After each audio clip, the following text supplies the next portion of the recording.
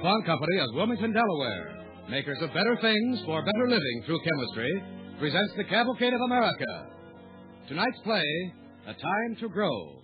Tonight's star, Thomas Mitchell as Robert Livingston, United States Minister to France in one of the most crucial moments in our history.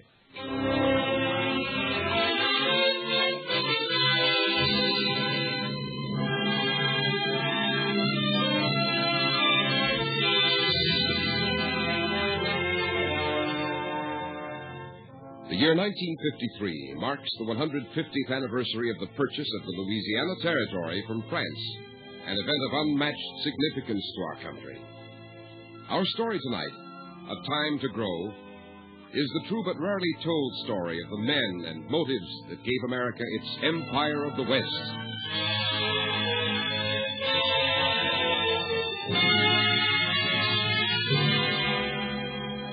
This is prologue, the beginning.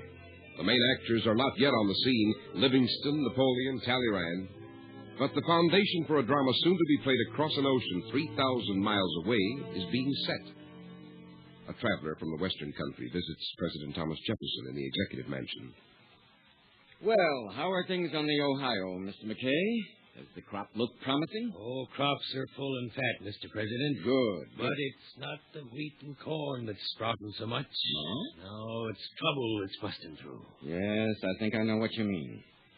The closing of New Orleans to river traffic. That's exactly it. It set the country blazing. What good the crops and the harvest if the river's bottled up by the Spanish? Don't the men of the Ohio know that I understand the importance of New Orleans? Well, they don't know what to think.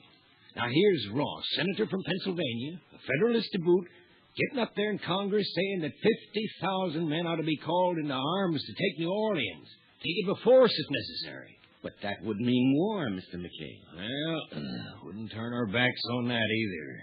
It's beyond simple belief you're sitting here and doing nothing about New Orleans. Where's the man that fought like a bleeding bear against tyranny?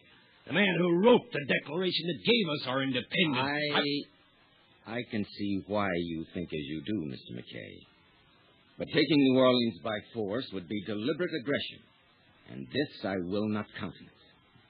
We will have New Orleans by peaceful methods according to the usages of international law, or we will not have it at all.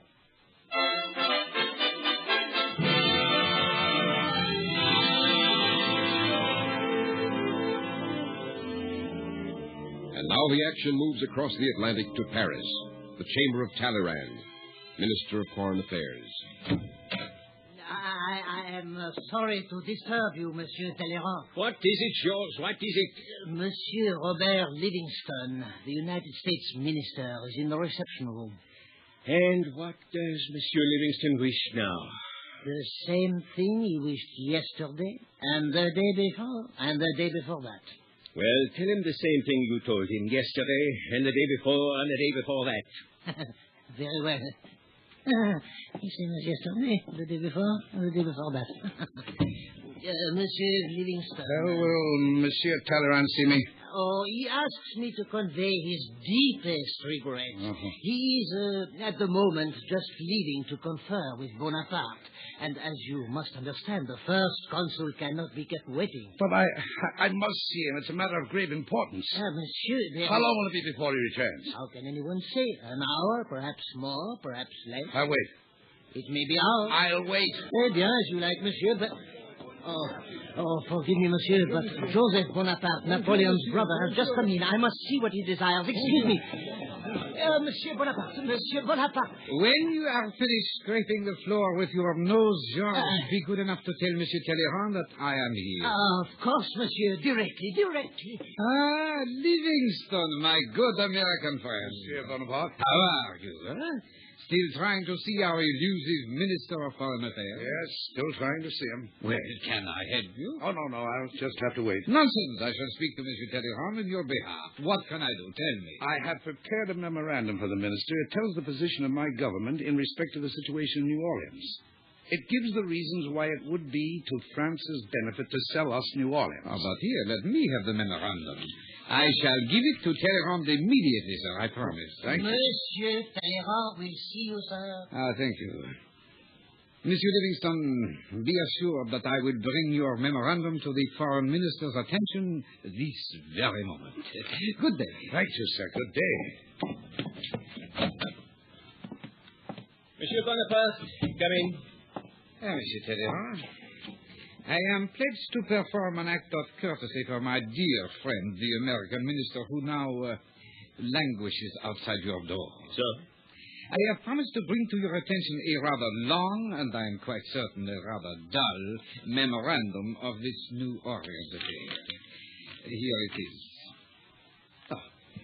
Have I brought it to your attention? You have? Then, if I may borrow your waste paper basket, we shall file it in proper form.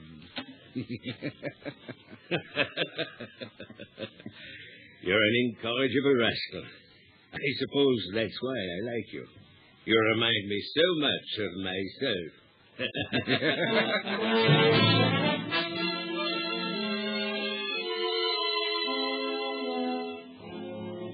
Livingston realized he was trapped in the web of diplomatic maneuvering and intrigue.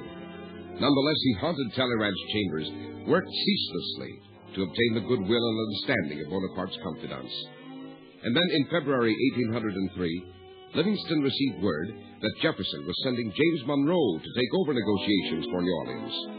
Bitter, disappointed, he turned to the one friend he could depend upon in Paris, DuPont de Nemours, the man Jefferson had chosen some months before to carry secret dispatches from Washington to Livingston in Paris. Why has the president lost confidence in me, Monsieur Dupont? I cannot understand it. I am sure he has not lost confidence in you, Livingston. Far from it. Then why is he sending Monroe? Possibly to emphasize to Bonaparte how serious the situation is. I've had letters from my son in America telling me that the whole Western Territory is ready to explode. There is serious talk of an expedition down the Mississippi to take New Orleans by force.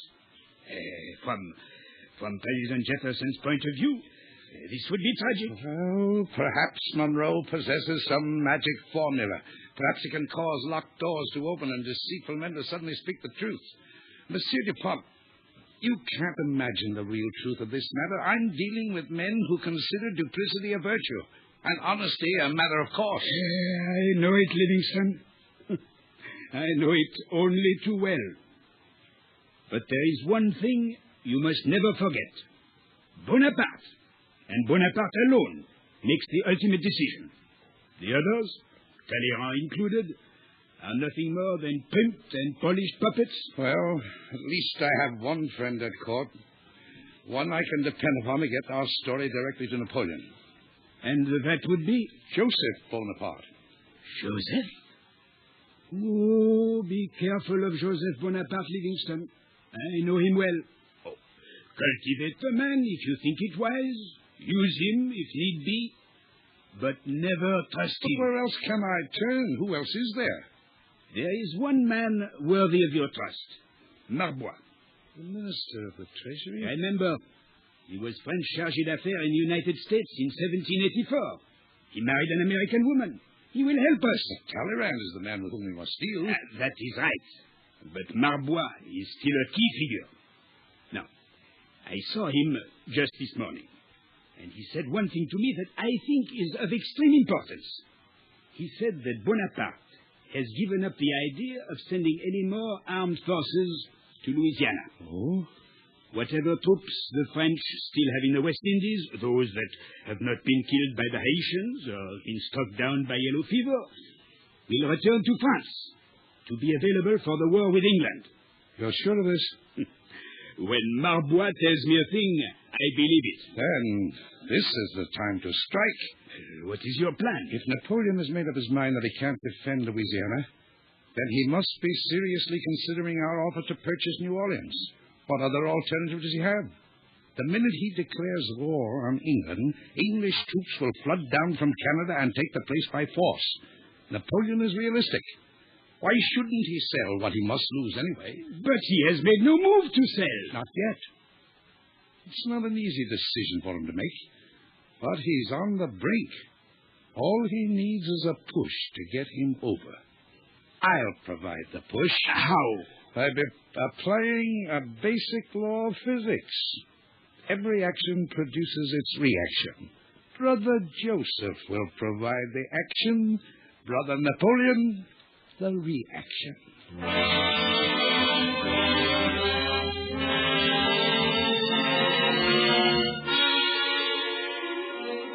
The following day, Livingston began to put his plan into operation. He went for a walk in a Paris suburb, knowing that it was Joseph Bonaparte's custom to ride there every afternoon. Driver, stop for a moment. Monsieur Livingston! Well, Monsieur Joseph Bonaparte. My American friend. What brings you here? My mood, I should say. Suddenly the world seems good. The air is exhilarating. The birds sing. What a change in temper since we last met. Well, a man's temper is much like the weather. Storms break and the sun shines. And exactly what has caused this sun to shine? I have had word that the New Orleans matter is on the verge of solution. Oh? Uh-huh. A happy solution for my country. So? Yes. Join me, please. Let us ride together, and perhaps I may also bask in the sunshine of your success. Well, thank you indeed. You must tell me all about it. You know how interested I am in your country. Thank you. Well, it's a matter of utmost secrecy. You can rely on my discretion. Of course I can. I have definite word that your brother has decided to sell us New Orleans. What? Sell? Yeah. But he can't do that without the consent of the Chamber of Deputies. That should be simple.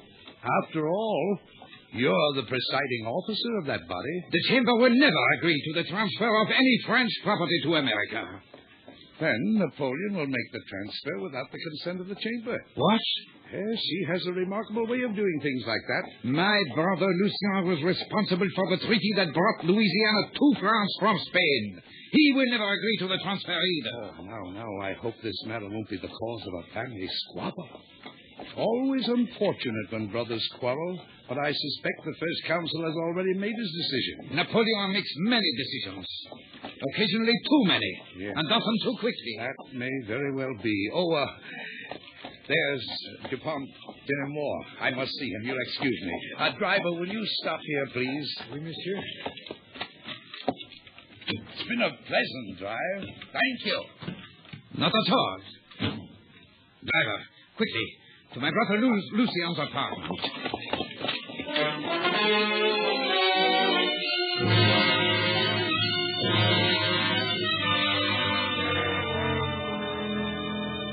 On the morning of April 7th, 1803, Joseph and Lucien Bonaparte paid an unexpected call upon their brother at the Tuileries.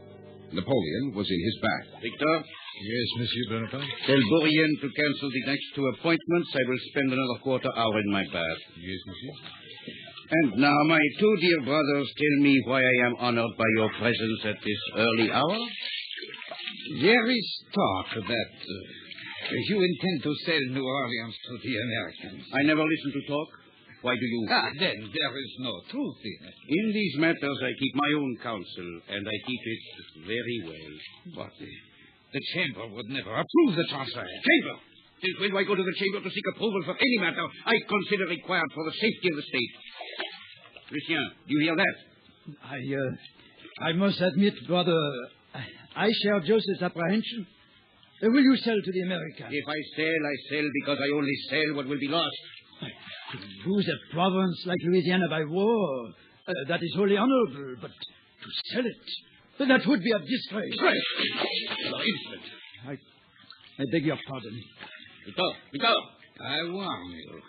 If you place this matter before the deputies, I will myself lead the opposition. You warn me, you! You swore to uphold the Constitution, brother. Remember that. Constitution, honor, great words, fine phrases. I snap my fingers at you both. The Chamber, the Constitution. I am the Constitution. I repeat, if you attempt to sell to the Americans, I will lead the opposition. Get out. Both of you. Get out. Leave my presence. Victor! Get these two ungrateful parasites out of the palace. Get me Talleyrand. Get me Lambois. Get me a towel.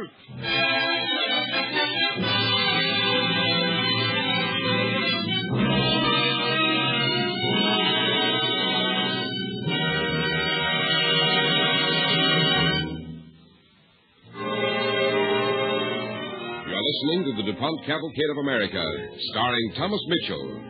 And now Bill Hamilton, speaking for the DuPont Company. Do you know that industrial plants sometimes use cows and goats to keep down unwanted grass and weeds? But the modern way to eliminate such vegetation is with DuPont's new CMU weed killer.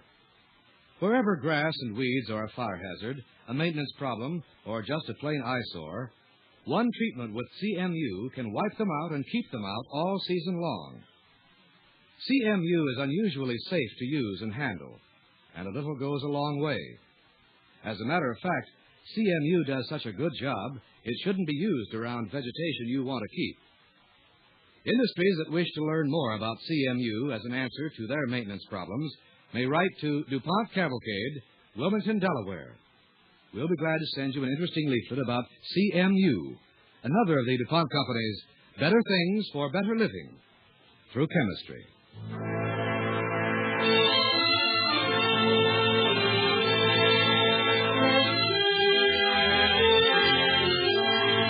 And now, we return to our Cavalcade story, A Time to Grow, starring Thomas Mitchell as Robert Livingston.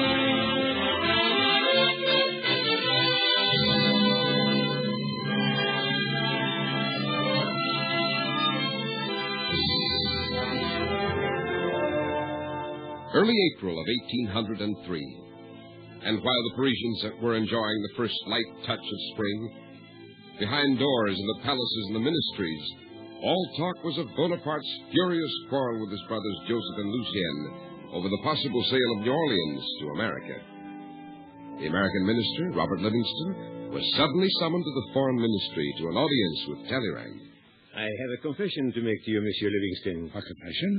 I have underestimated you. You play the diplomatic game with finesse. May I ask you to be a bit more explicit, Monsieur Talleyrand? Hardly a need for that.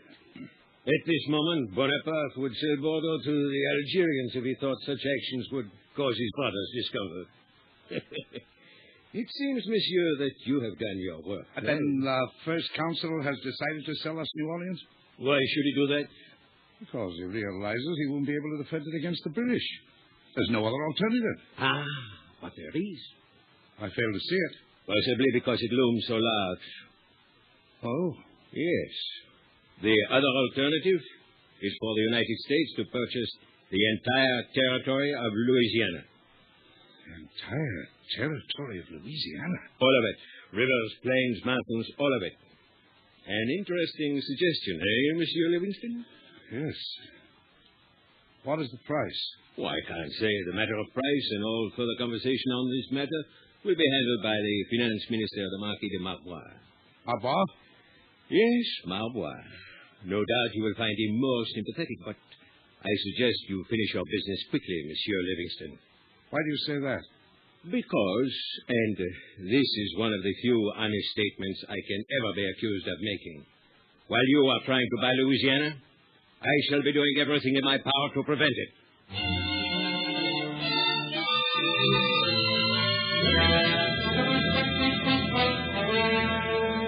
James Monroe reached Paris on April 12, 1803. Livingston immediately brought him up to date on developments, told him of Talleyrand's unexpected offer.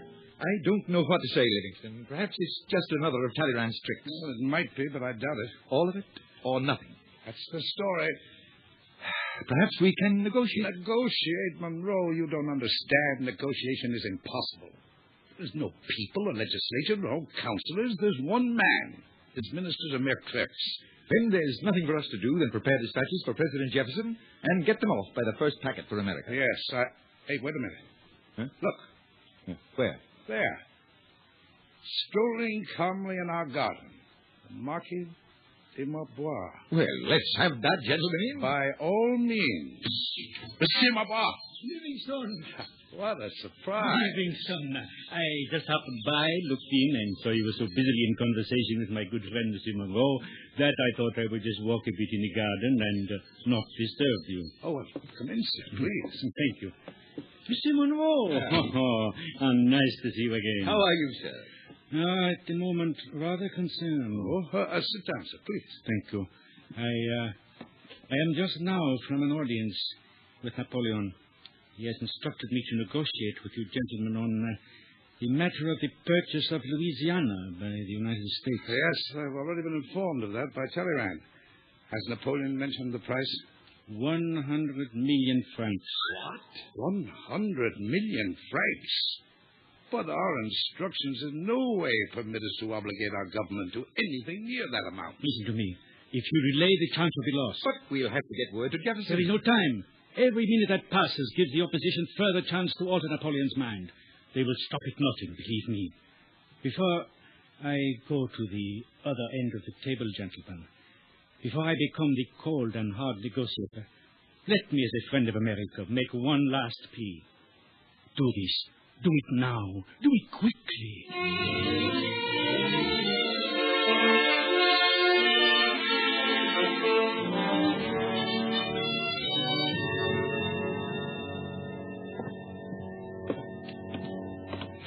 Well, Livingston, dawn's coming up. And where have we gotten? Hell no, I really don't know. Look at this map, Monroe. The Louisiana Territory, 1 million square miles. We could double the size of the United States overnight for $15 million. Never any more worry about New Orleans. Suppose, Monroe, you and I sign a compact with Bonaparte to purchase Louisiana. What would happen if Congress refused to ratify? Why, in that case, we would suddenly become two ex-diplomats who will long be remembered for their undistinguished careers. And yet, if we lose this chance, if Bonaparte changes his mind, what then? Look what is lost then. Monroe, you say our careers are at stake. Our careers against all of Louisiana? Not much in the way of balance. Not much indeed. Well, I'm willing to put my career on the scales. And I'll put mine. Good. That settles the matter then. We'll sign that compact and we'll not wait for word from home. We'll buy Louisiana on our own responsibility. It's a fair bit of real estate. Yes. A neat parcel of land.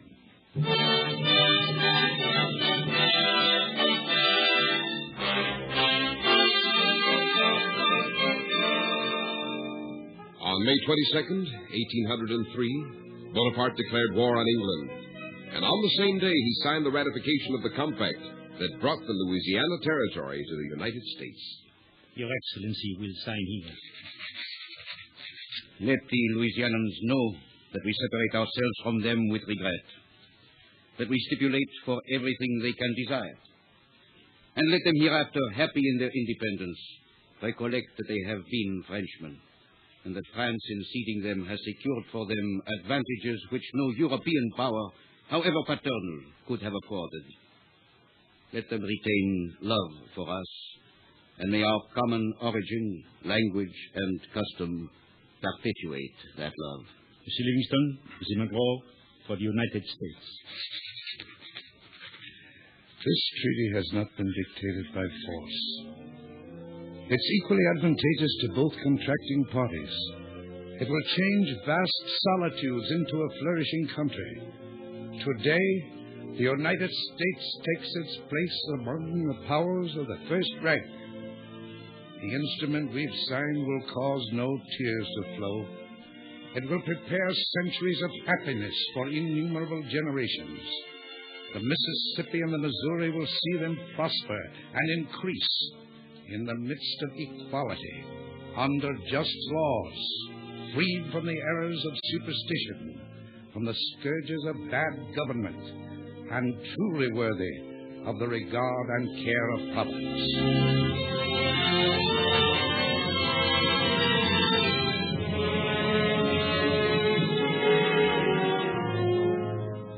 Over 1 million square miles, the Western Empire that would become the heartland of America, raw material for 13 new states, raw material from which eventually would be carved North Dakota, South Dakota, Minnesota, Wyoming, Montana, Nebraska, Kansas, Iowa, Missouri, Arkansas, Oklahoma, Colorado, and Louisiana.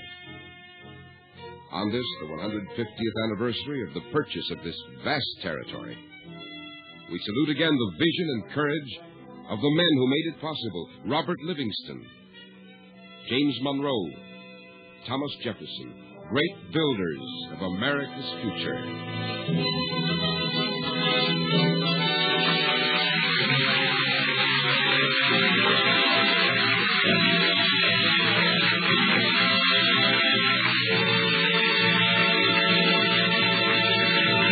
Our thanks to Thomas Mitchell and the Cavalcade players for tonight's true story. And now Bill Hamilton speaking for the DuPont Company.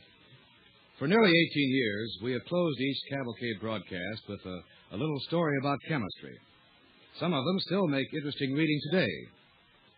For instance, here is part of our DuPont message for November 20th, 1935, just a month after Cavalcade began. And I quote, "Some of DuPont's research chemists are making a study of fibers, those tiny wisps that make up materials like cotton, silk, and rayon. As days, months, and years roll by, these scientists are getting to know more about the molecules that have the special property of making fibers." And 4 years later, visitors to San Francisco's exposition saw the results of that research. Our Cavalcade announcer in May 1939 said, "Many people are showing great interest in that latest miracle of chemistry, nylon." Since then, nylon has become a household word, and other DuPont-made fibers have taken their places beside it. The years between our first broadcast in 1935 and this, our 781st, have been years of change and progress.